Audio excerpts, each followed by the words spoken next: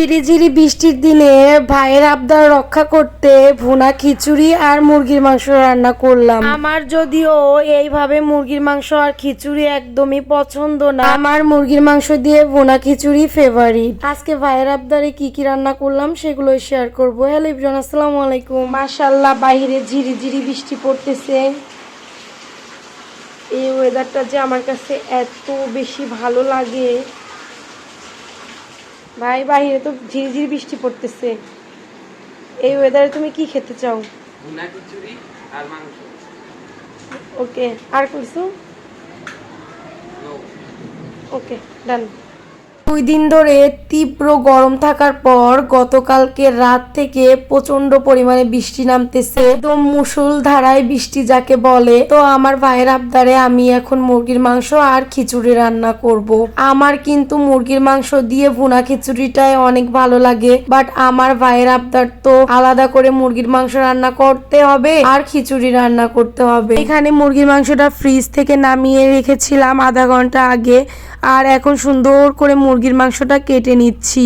আমার কাছে না ব্রয়লার মুরগির মাংসটা একটু ছোট ছোট করে পিস করলে ভালো লাগে। আর এই মুরগির মাংসটা কিন্তু ফরিদপুর থেকে ময়মনসিংহে এসেছে, মানে আমার আব্বু কিনে পাঠিয়েছে মুরগিটা ছিল মেবি 4.5 কেজি থেকে 5 কেজি ওজনের। বাট ময়মনসিংহে তো এত বড় মুরগি কখনোই পাওয়া যায় না, 2 কেজি প্লাস 2 কেজি 200 গ্রাম এমন মুরগির ওপরে কখনোই পাই না। আমার আম্মু কিন্তু মুরগিটা সুন্দর করে প্রসেসিং করে দিয়ে রোস্টের পিস করে, আমি জাস্ট ফ্রিজ থেকে নামিয়ে ইচ্ছা মতো কেটে নিয়ে রান্না করতে পারবো। অন্যদিকে আপনাদের ভাইয়া তো মুরগির মাংস একদমই পছন্দ করে না, যার কারণে মুরগিটা কিন্তু আমার একারই খাওয়া লাগে।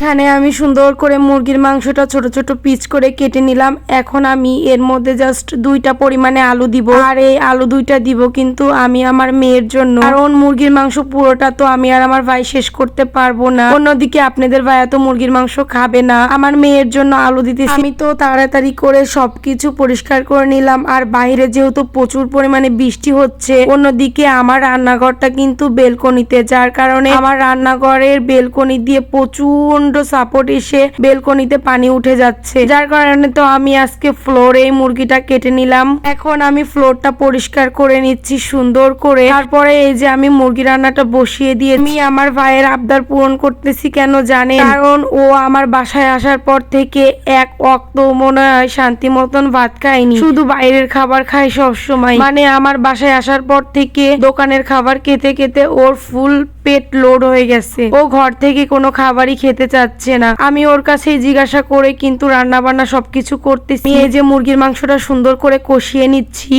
আর মুরগির মাংসটার কালার দেখে তো বুঝতেই পারতেছে কি পরিমাণে ঝাল হয়েছে।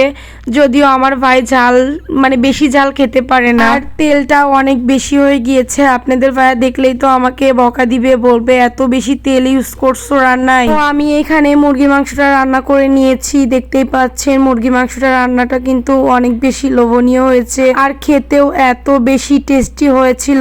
মাশাআল্লাহ, অনেক বেশি মজা হয়েছিল কিন্তু খেতে। আমি মুরগির মাংসের পাশাপাশি তো খিচুড়িটাও বসিয়ে দিব এখনই, কারণ আমার ভাইয়ের আবার ক্ষুধা লেগে যাবে। তো এই যে আমি এখানে খিচুড়িটাও কথা বলতে বলতে বসিয়ে দিয়েছি। এখানে সাধারণত ভাবে যেভাবে আপনারা বাসায় খিচুড়ি রান্না করেন, আমিও সেম এইভাবেই খিচুড়িটা রান্না করেছিলাম, আর খিচুড়িটাও অনেক বেশি মজা হয়েছিল খেতে। দেখতে দেখতে ভিডিও লাস্ট পর্যায়ে চলে এসেছি। আশা করি আমার এই ছোট ছোট ভিডিওগুলো আপনাদের কাছে অনেক বেশি ভালো লাগে।